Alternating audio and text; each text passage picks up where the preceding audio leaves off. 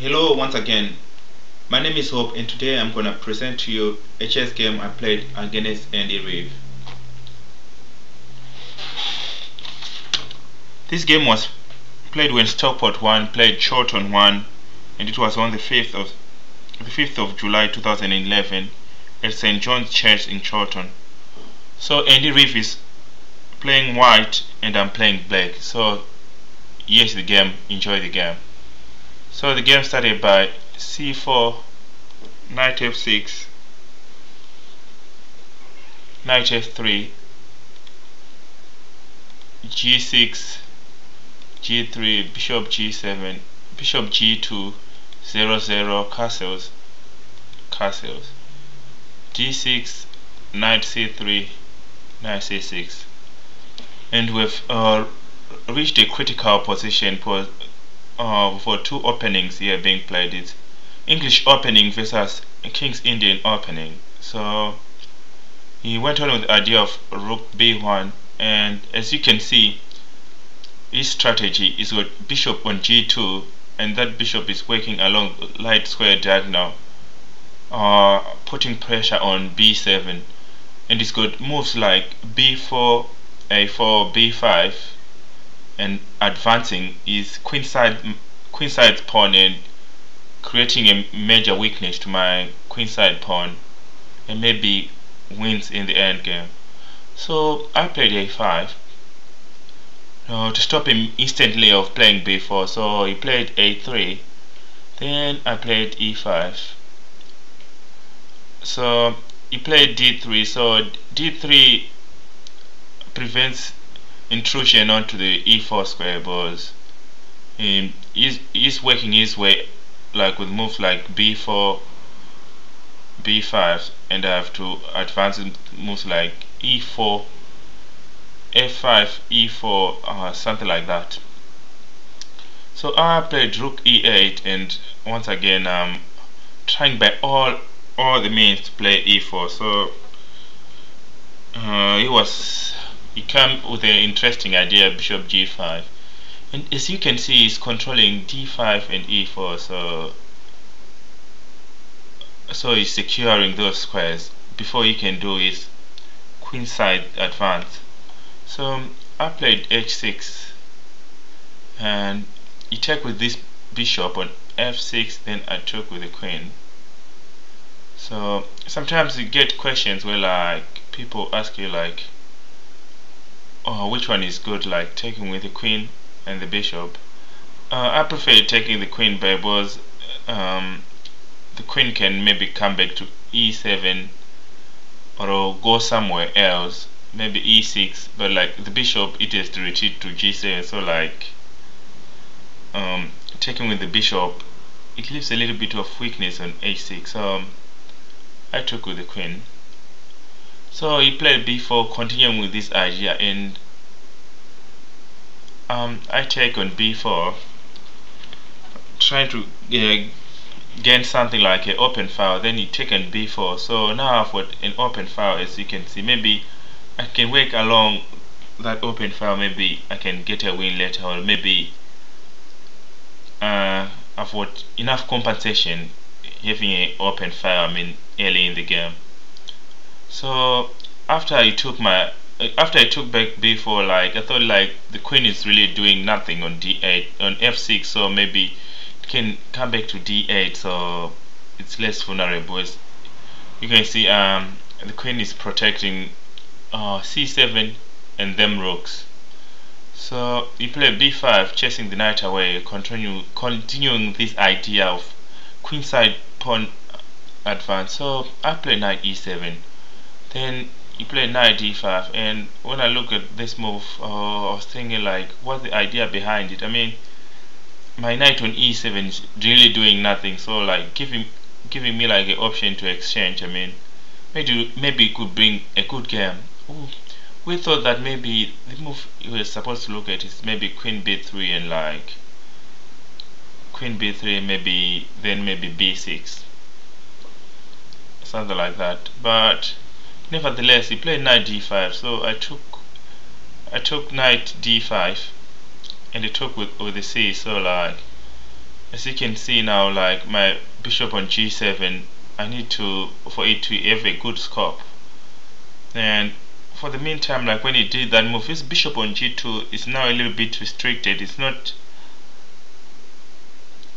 gonna threaten to get b7 anytime soon. So I felt a little bit of relief there. So I took every opportunity to play e4. So like playing e4, I mean, it's really vital against this kind of system because you break down the pawn structure, and my rook on e8 now is controlling a useful diagonal, so I'm quite happy. So he played d takes e4, then I did take with the rook. So now as you can see, my rook is got like a lot of scope. I mean, it can control a lot of squares. I mean, attacking the e2, maybe I can double the rook, and I've got like bishop on g7 now. It's got a lot of scope, so it's a matter of time before these pieces become very powerful. So he did like knight d2, double attack on the rook. So I was thinking maybe I could play rook d4, but I was thinking, well, is maybe he might get a little bit of initiative chasing the rook away. So I played the rook on a4. So when the rook was on a4, then he played b6. Was he spent a lot of time trying to think strategy. So like b6 is crippling my pawn structure and creating weakness. Maybe he can get that pawn in return. So I took with c takes b6 and queen b3. Now is putting pressure on that b6 square, and maybe hopefully he can capture d6 and maybe use his pawn on d5 to win the game. I mean, the strategy looks well, but like I had something for the meantime where like I could hang on onto the pawn. So I played bishop d4, then he played like rook f1. So when he played like rook f to c1, I was thinking like, what is he planning for? Then I worked out that maybe if I did like queen f6, attacking the f2 square, then he's got tactics like rook c8, check, then queen a4, and then gain an exchange. So I didn't like that line, so I went for bishop f5, attacking the rook on b1. So he was forced to play e4, and I brought the bishop on d7. So my bishop is on d7, and maybe I'm threatening to advance b5, then maybe hang on to the pawn. But like he had moved like rook c4, but somehow both my plan was to advance b5 pawn, but I was thinking maybe I could gain a little bit of initiative by rook a3, then maybe with idea of queen f6. So played his queen on d1, then I did queen f6. Now I'm putting pressure onto the f2 square and protecting my bishop on d4 as well. So the game progresses. He played queen e1, then I played rook a2. So now I'm putting pressure on the knight d2 square and f2, and I'm threatening a tactics there, maybe of grabbing everything and take the knight on d2. So he played e5. So now he's attacking like three things: my queen, d6 pawn, and bishop on d4. So queen f2 check, queen f takes f2, bishop f2, king f2, then rook d2 check. So I went for this variation because I saw it like I would double my rook into the second rank. So king g1, and at this point you note you can't play king f1 because I've got a nasty pin there. Here I've got a nasty pin maybe which I can use later on. So he played king g1, then doubled the rook on his second second rank file. So bishop e4, then d takes e5. So now I was thinking like, how can I make my rook useful? But I was thinking maybe I could grab the h2, but I didn't see it like as being forceful. But I think I got my strategy wrong. But the game proceeded rook bc1. Then I played bishop f5. So maybe rook on c1 was the idea of getting away from the pin of bishop f5. So it looks like a good move. So bishop f5 and bishop h1. So I progress with e4, and he played g4. So when he played g4, I got a little bit mixed there. So maybe I should have grabbed the pawn, but I did e3, and I think he got into the game. So g takes f5, e2, then bishop f3. So I did b5. I did b5 because I'm trying to limit him coming to d4 to defend the.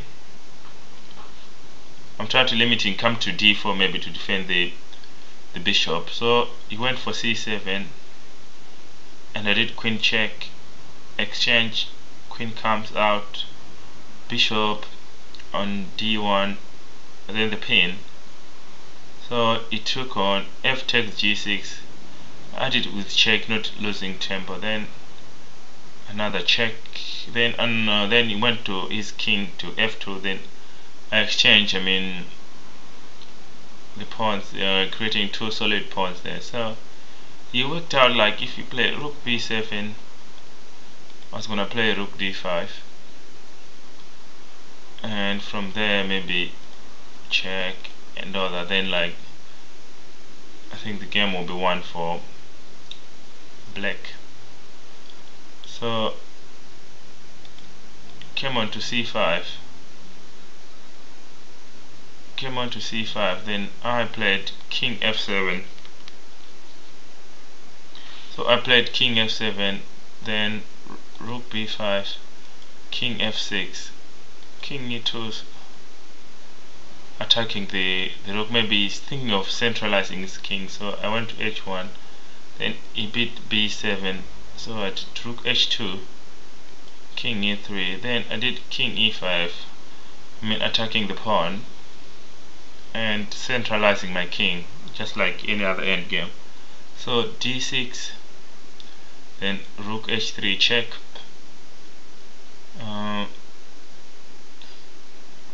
So for instance, if I had taken d6, it does the check and grab the pawn, and this is equal. So I did rook h3 check, then king e2, then rook h4, then d7. So it was a really tricky endgame. So I did rook d4, then it did rook b6.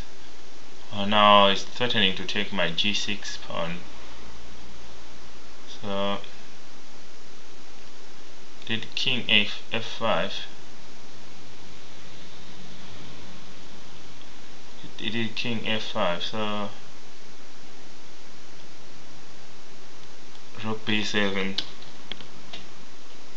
So like when we're analyzing the game, maybe you should have played this move, and I can't come the worth of this move. So after rook b6, this variation would lead to a draw, so he missed it. So the game went like rook b7, then I blocked his rook, then king e3, attack the pawn, queen, rook takes, check, block, all that, and the game is lost. Okay, thank you everybody for watching the game. I hope you enjoyed.